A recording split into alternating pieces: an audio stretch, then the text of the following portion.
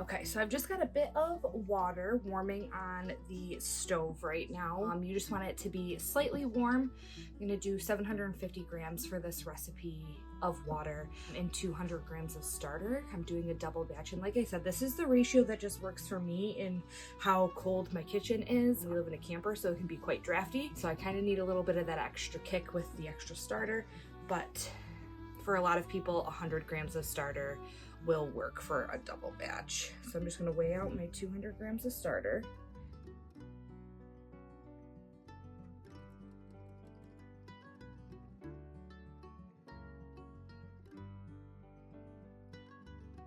Okay, got 200 grams of starter. I'm gonna feed this in a little bit during my first rest. I'm just gonna set this off to the side. Now I'm gonna mix 750 grams of just slightly warm water to this. So I'm gonna zero out the scale.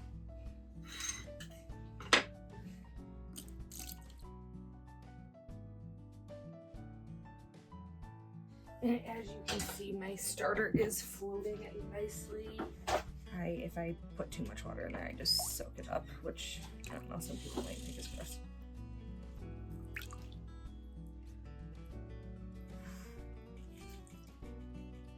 Okay, so we've got 750 grams of water, and now we are going to whisk that in. I'm just gonna whisk it in, make sure it's all nice and combined. Should be a nice milky white color. With my 2 loaves today, I'm gonna be doing a brown sugar cinnamon and a everything loaf. So the brown sugar cinnamon is going to be mixed in with the bread, and the everything bagel seasoning is just going to be on the outside of the second loaf. So we're going to zero out the scale again. And we're going to weigh out 1,000 grams of bread flour.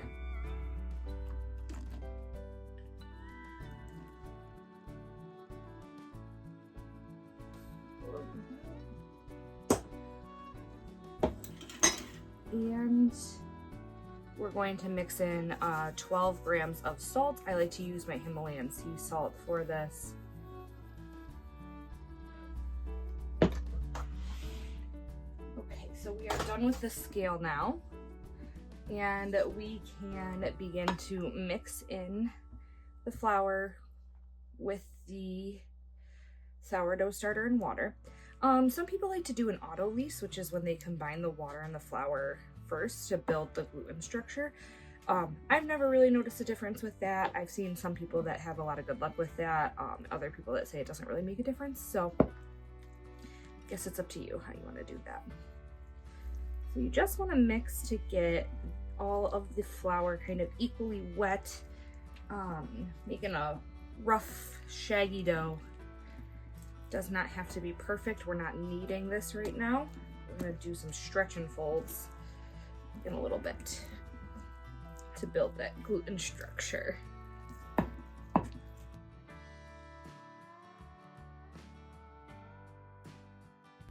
Okay, so we've got a nice rough, shaggy dough, a pretty wet dough.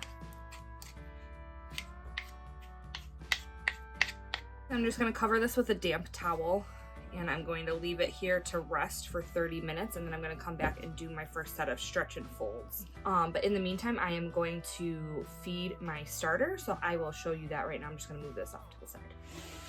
So we're going to start with a clean jar, zero out the scale. So I'm going to weigh out.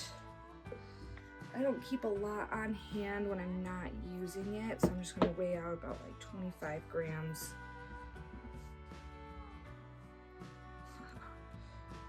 $24 grams, that was a pretty good guesstimate. Close enough, okay. And then I like to do a 1 to 3 to 3 ratio when I'm going to be storing it in the fridge. I don't have any rationale for that, but it's been seeming to work for me. So I'm gonna add 75 grams of filtered water and 75 grams of unbleached flour. So now I take the end of this, get it all over my hands, and stir it up pretty vigorously. Make sure you get it all nice and combined. Get some air in there. Make sure you're pushing down the sides. Okay, so because I am going to be putting this in the fridge, I am going to be sticking the lid on it. A lot of times when I'm leaving it on the counter, I do like a paper towel or a cheesecloth or something over top, but I don't put it down all the way so that it's not really airtight, but just like there's not contaminants and things that can get into it when it's in the fridge. So I'm gonna set this on the counter for a few hours just to kind of get the feeding started, and then I'm gonna pop this in the fridge so that I don't have to feed it until I'm ready to bake again next weekend. Okay, so it's been 30 minutes, so I'm gonna do my first set of stretch and folds. So this dough is pretty wet, and so something that is helpful is to wet your hands before you try to do the stretch and fold. It'll help the dough to not stick to your fingers. So you're just gonna scoop it from the bottom.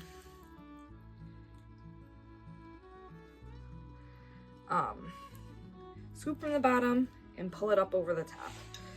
Scoop from the bottom, lay it over the top. Scoop from the bottom, lay it over the top. And I usually do this until it starts giving me a little bit of tension. For my first set, it'll take a few more.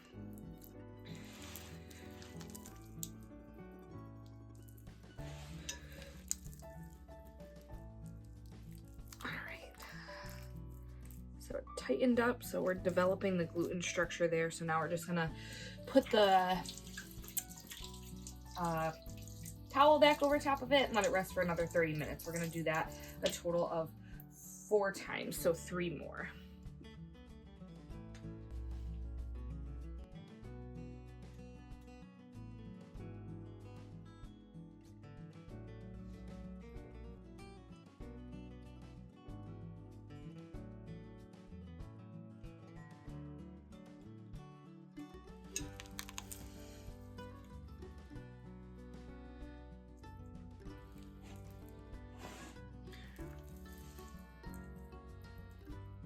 This is our last set of stretch and folds. It's our 4th time doing it.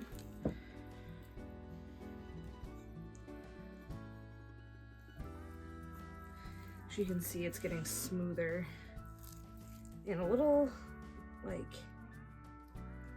more tension instead of just like that like loose, shaggy dough.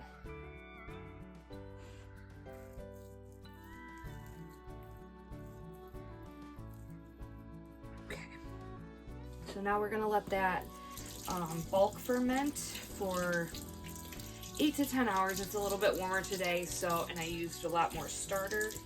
Used double the starter, so it might be a little quicker. But we're gonna go till it has increased in volume 50%. All right, so it's been rising for about 7.5 hours now. So you can see that it's starting to get some bubbles on top, jiggly. It's doming away from the bowl. I feel like it's not sticky, just tacky to the touch. Let's see. Another indicator is if you stick your finger in, back all the way. Some nice bubbles all in the bottom. All right, I'm going for it. Okay, so I'm gonna flour my surface.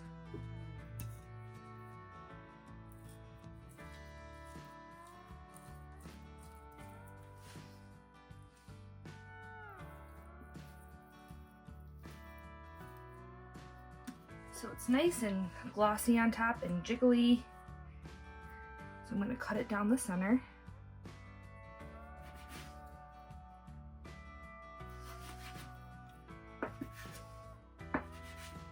And then this one, I'm going to pre-shape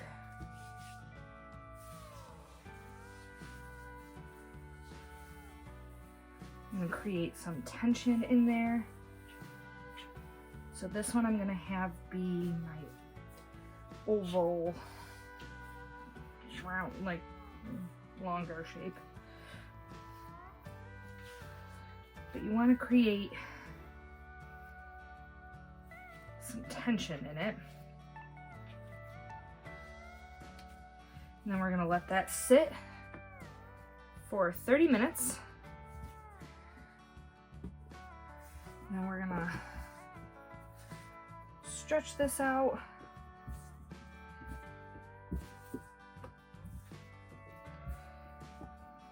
Then we are going to add in the cinnamon brown sugar. Okay, so for that, just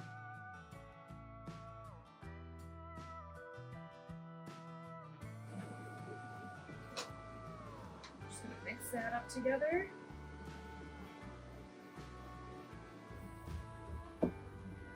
And then we're just gonna sprinkle it on.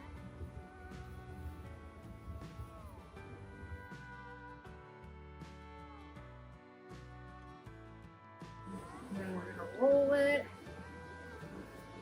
Put some more cinnamon in there as we're rolling it.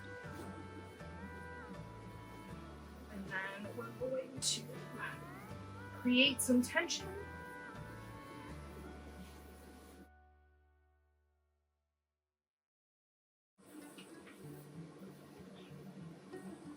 Okay. So now we're gonna get the basket, and what we're gonna do is put cloth down, sprinkle it with flour. This really should be rice flour. I don't have any, so I use regular flour, and it's been fine. Now we're gonna put the round end down, and we're gonna pinch.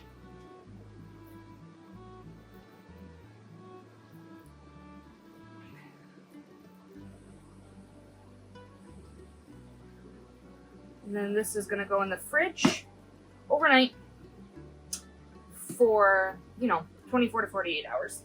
It's been about a half an hour, so I'm going to shape my everything bagel loaf.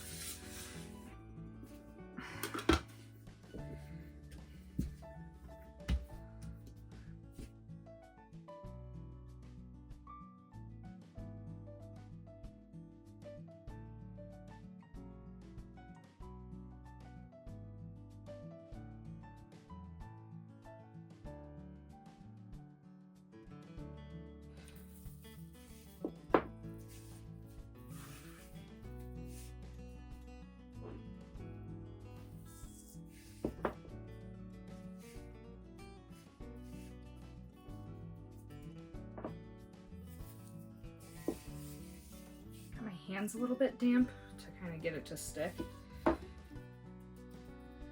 Kind of making this part up, as I go.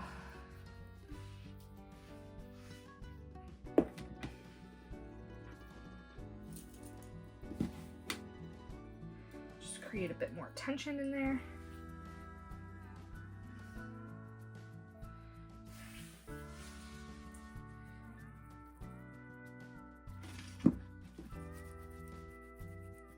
Look at that jiggle.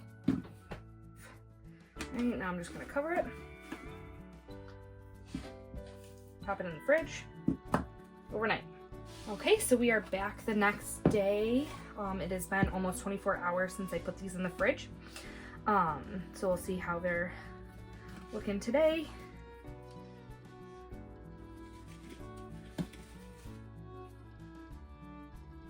So what we're gonna do now is I am going to head over to put this in the oven. I'm gonna preheat this at 550 degrees for about half hour, 45 minutes.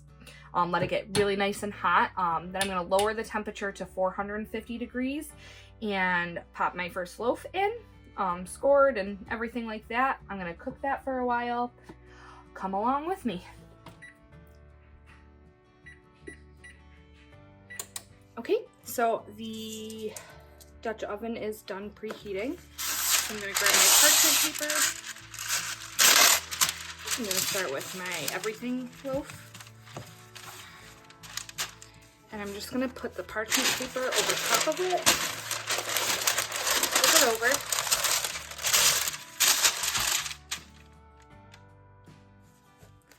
Okay. So I've got my bread, my loaf. I'm just gonna rub some, whoa, that was a lot, flour on the top of it.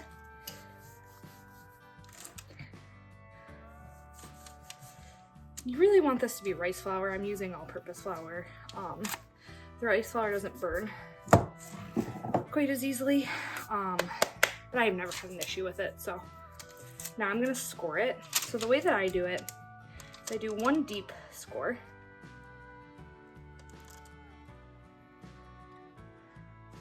Down the side. Okay, and then I like to do these fun little shallower cuts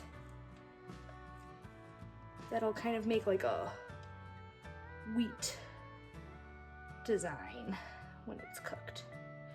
It's a really easy score pattern here, and they don't have to be very deep. Grab out the Dutch oven, and I'm going to turn the oven down to 450. The Dutch oven should be nice and hot. Please remember that every part of the Dutch oven is hot, because I don't know how many times I've gone to grab the lid thinking that it wasn't going to be hot for some reason. I'm just gonna set that in there. Ow. Told you it was hot. Okay, I'm gonna pop the lid back on, put it back in, and it will be in the oven for 30 minutes. We're gonna come back in a little bit, lower the temperature again, and take the lid off to get a nice brown crust. Okay, the partial moment of truth. We're gonna take it off and take the lid out, get a good little bit of an idea of what it's looking like.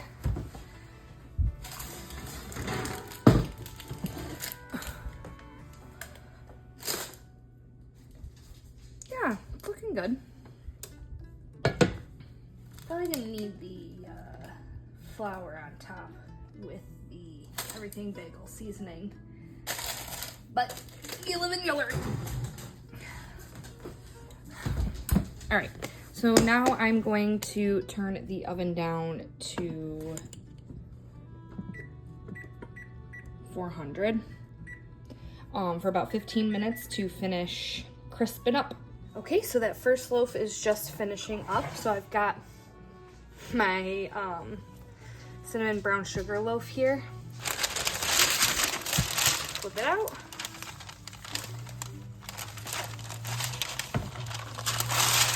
Lightly flour the top. So I'm just gonna do a design in here, much like the other one.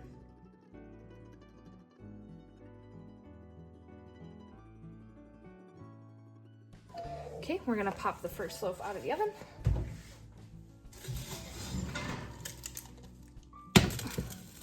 Beautiful.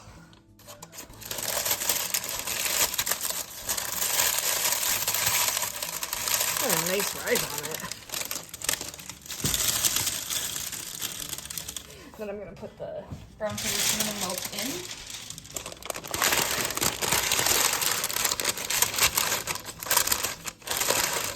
Pop the oven back up to 450.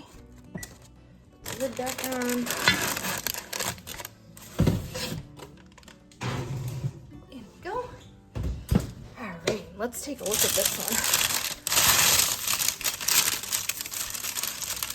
Wow, got pretty good. I do think it would have looked a lot prettier had I not put the flour on top. Okay, we're gonna turn the oven down again to 400. I'm gonna check out to see how this one's going. First time that I've made one like this. So we'll see. Oh, okay, shaping up there. Look at that. Okay, another 15 minutes. We'll see where we're at. It smells delightful. All right, let's see if it's ready now. I just feel like it can really firm up more. All right, I'm calling it.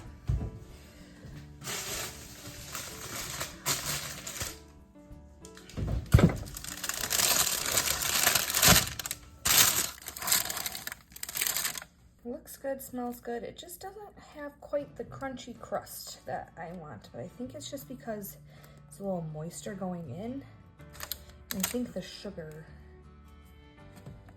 kind of did that. I wonder if I wouldn't have let it sit overnight, how that would have been. But good things to try for next time.